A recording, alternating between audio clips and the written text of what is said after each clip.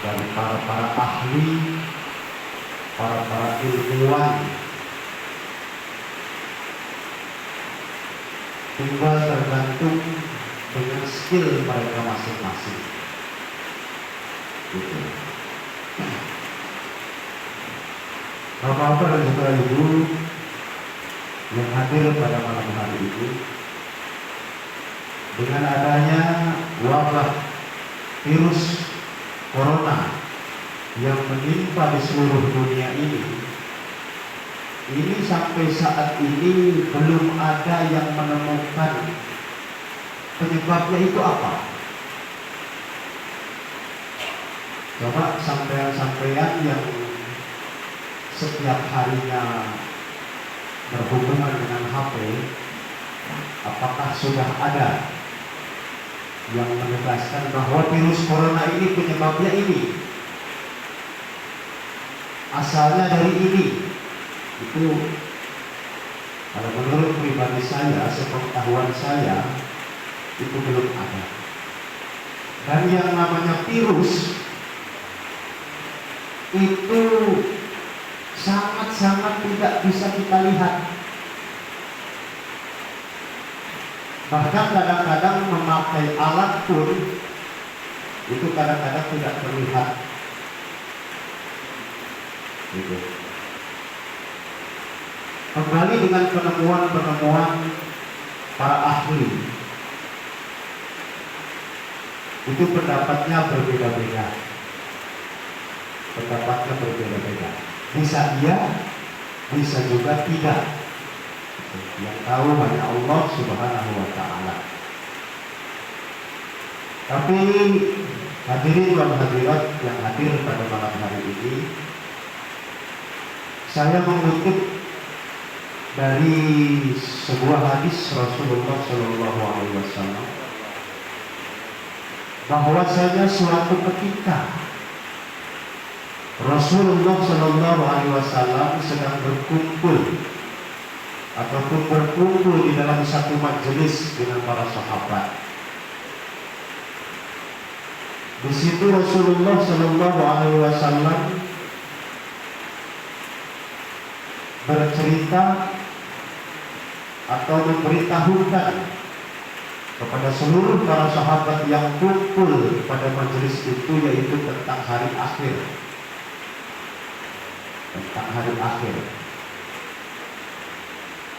Selesai Rasulullah SAW menerangkan tentang hari akhir, lalu ada di antaranya salah satu para sahabat yang berkumpul di situ mengacungkan tangan, mengajukan pertanyaan kepada Rasulullah SAW. Wahai Rasul, sudah tentunya kejadian hari akhir itu, kalau ibarat kata kita orang Jawa, itu tidak ujung-ujung, ya, tidak sekonyong-konyong. Sudah tentunya ada tanda-tanda bahwa akan datangnya hari akhir.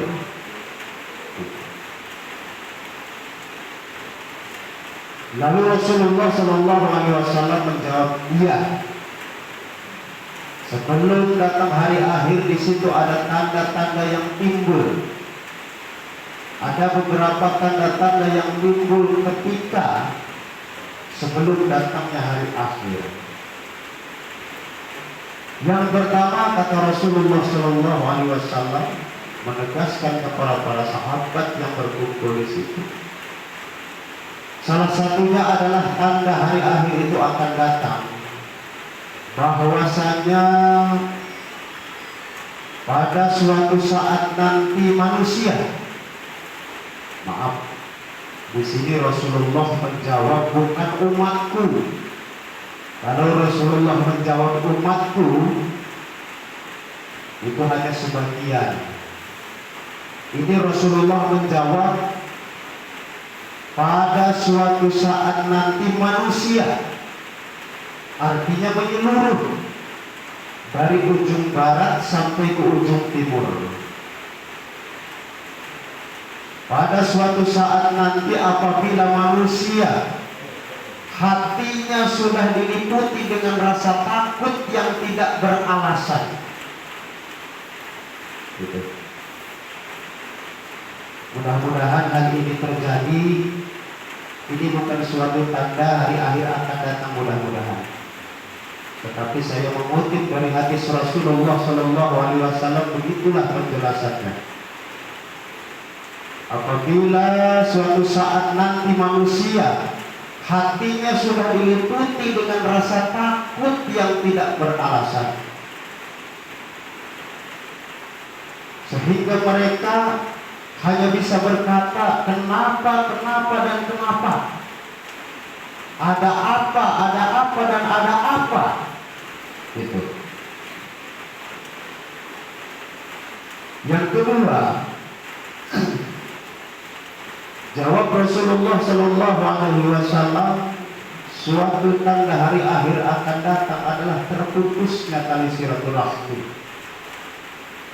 Mudah-mudahan instruksi-instruksi yang tersebar pada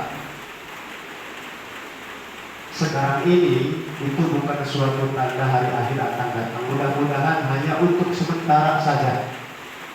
Itu. Tetapi penjelasan Rasulullah Sallallahu Alaihi Wasallam demikian penjelasannya.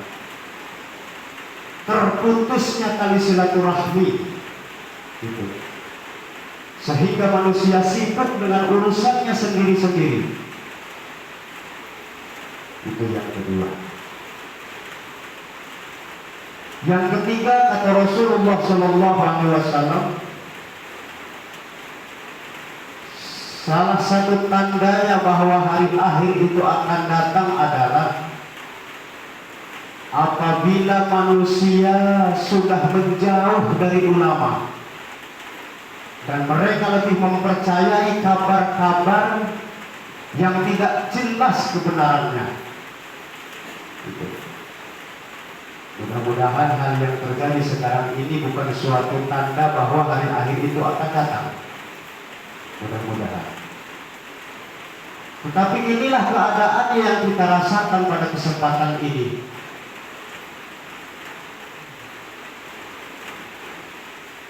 Lalu yang terakhir,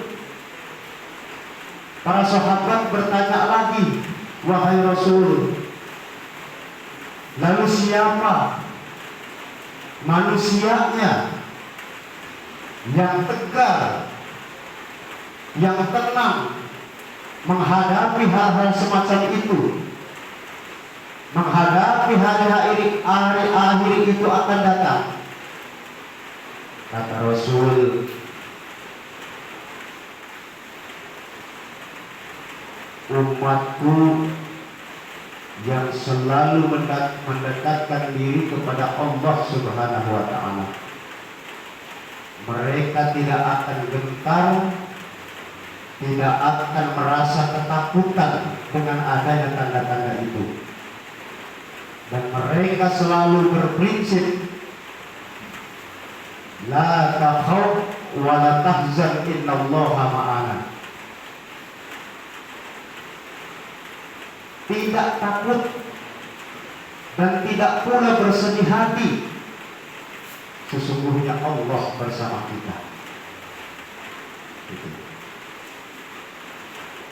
Jadi hadirin wal hadirat yang dimuliakan Allah, kesimpulannya saya menghimbau dan sekaligus mengajak kepada kita semua. Kalau tadi yang kita bicarakan diadakan penyemprotan ke setiap tempat, baik itu rumah ataupun tempat ibadah, juga tempat-tempat yang lain. Tapi saya menghimbau dan mengajak, marilah kita menyemprot hati kita sendiri. Gitu. Semprotlah hati kita sendiri.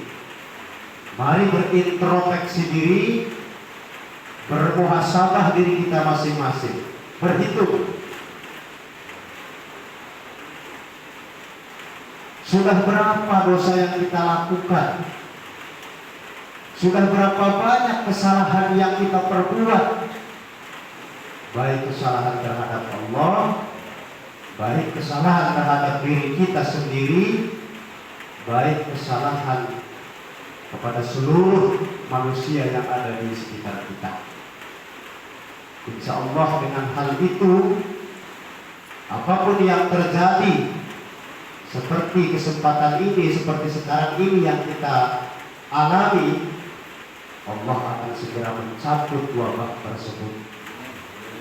Tinggal lagi kembali kepada kita masing-masing.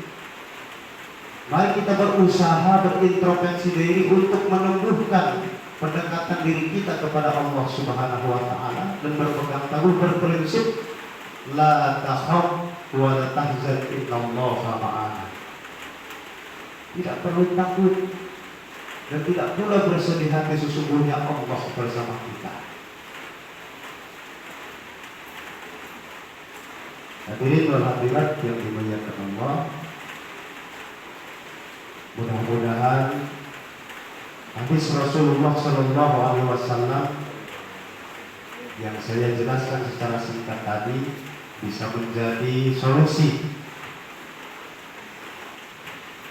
bisa menjadi obat untuk menangkal adanya virus corona ini yang mematikan.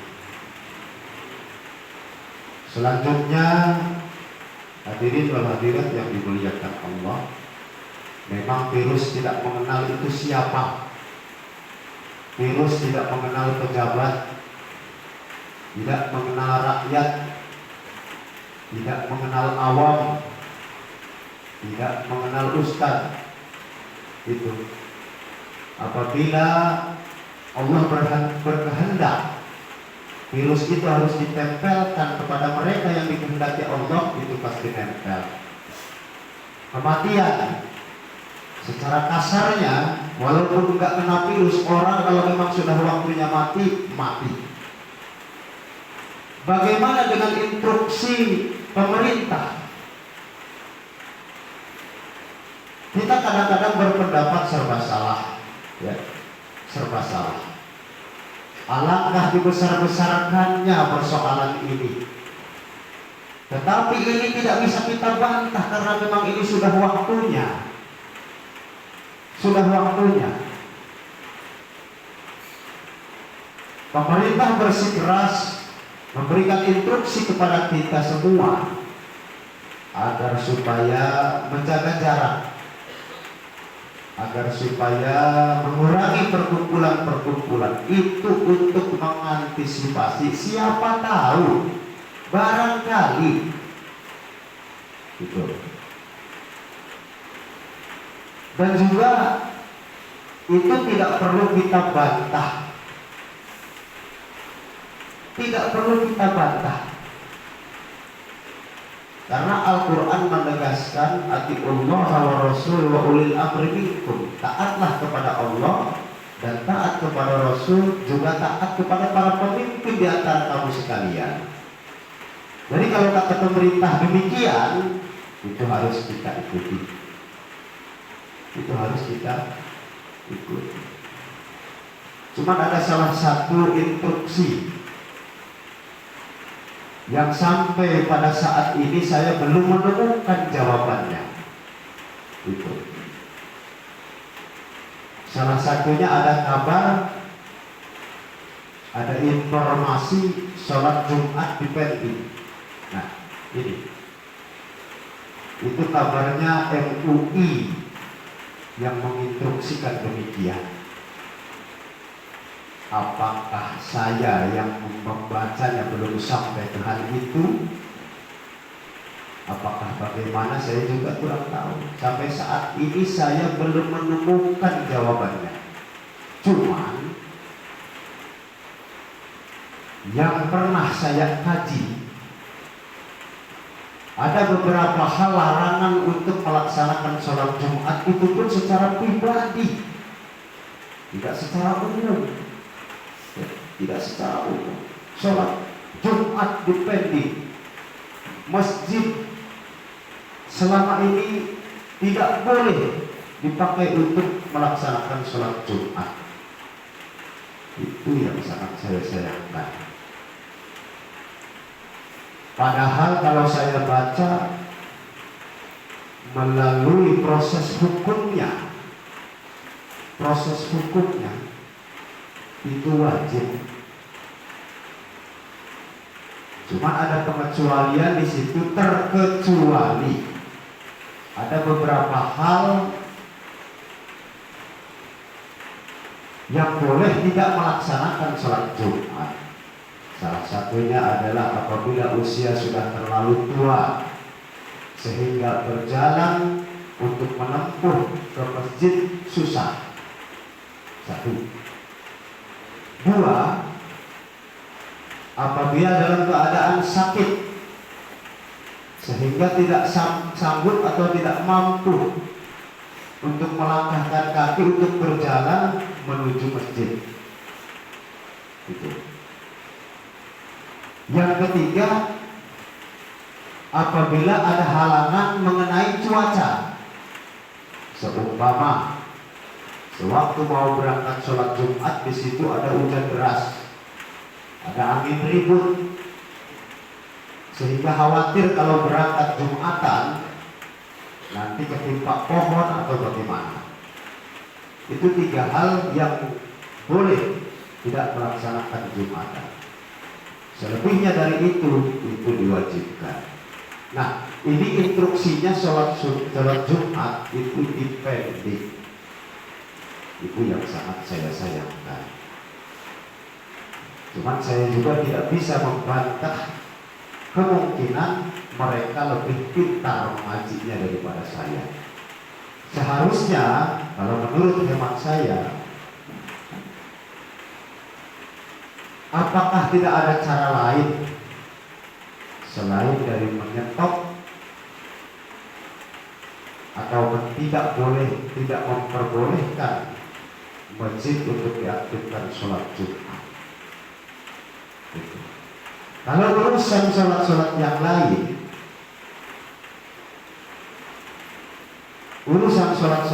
lain, selain berjamaah, juga ada solusinya, sholat sendiri di rumah-rumah. Sholat sendiri di rumah. Tapi sholat Jumat ini sifatnya harus berjamaah. Gitu. Tapi Bapak Ibu hadirin wal hadirat yang dimuliakan Allah, kita mau bilang apa? Kalau memang hal itu instruksinya dari mereka, kita tidak bisa membantah keras. Segalanya kita kembalikan kepada Allah Subhanahu wa Ta'ala. Mungkin inilah hal yang harus terjadi. Apapun yang harus terjadi menurut kehendak Allah Subhanahu wa Ta'ala itu pasti terjadi. Kita mau bilang apa? Kita hanya sekedar makhluk. Begitu. Jadi solusinya menurut hemat saya, selain kita menjaga kesehatan diri kita masing-masing, menjaga kesehatan keluarga kita masing-masing, menjaga kesehatan lingkungan kita masing-masing, itu harus melalui proses, baik itu penyemprotan, baik itu upaya sebelum kita melakukan hal-hal yang sifatnya berhubungan, itu harus cuci tangan, segala macam itu perlu. Dan juga tidak lupa kita juga harus berpegang teguh, kita mendekatkan diri kepada Allah Subhanahu wa Ta'ala, supaya hal-hal yang terjadi sekarang ini menimpa kita semua, menimpa dunia ini, oleh Allah Subhanahu wa Ta'ala akan segera dicabut. Karena apa?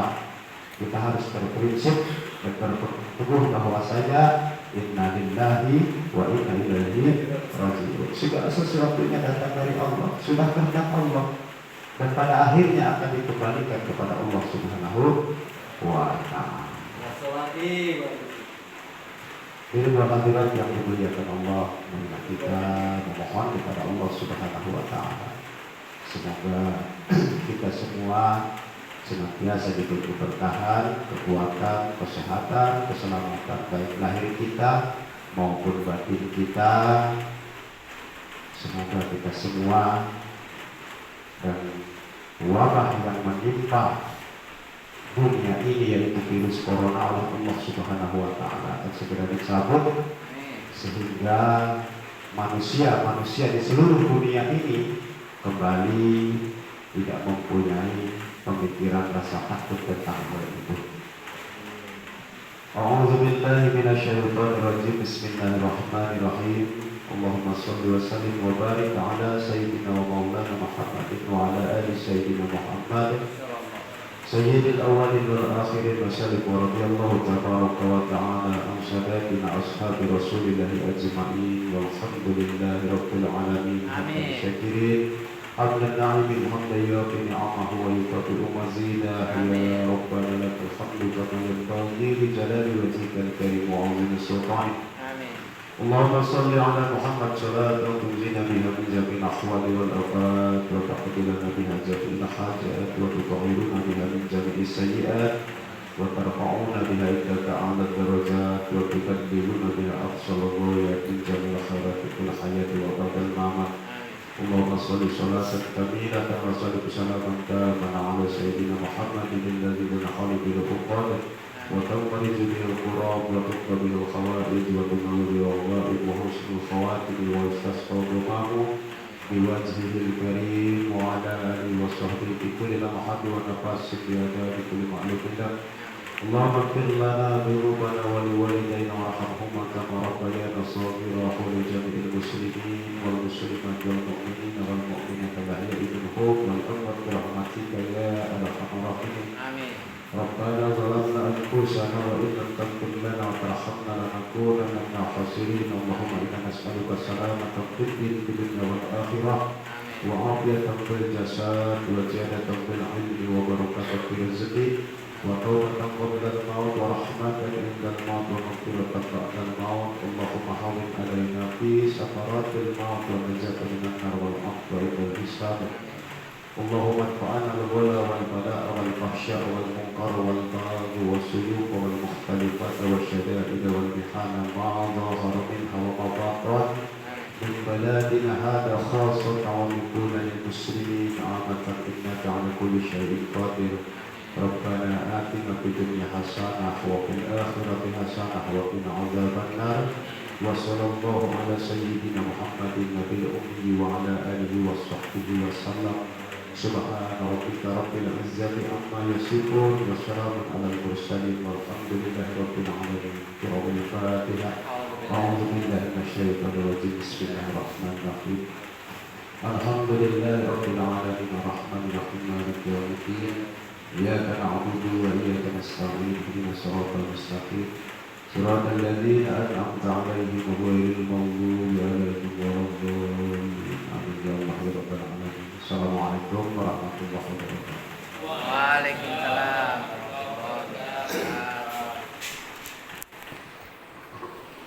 Terima kasih disampaikan kepada Bapak Ustadz Subur.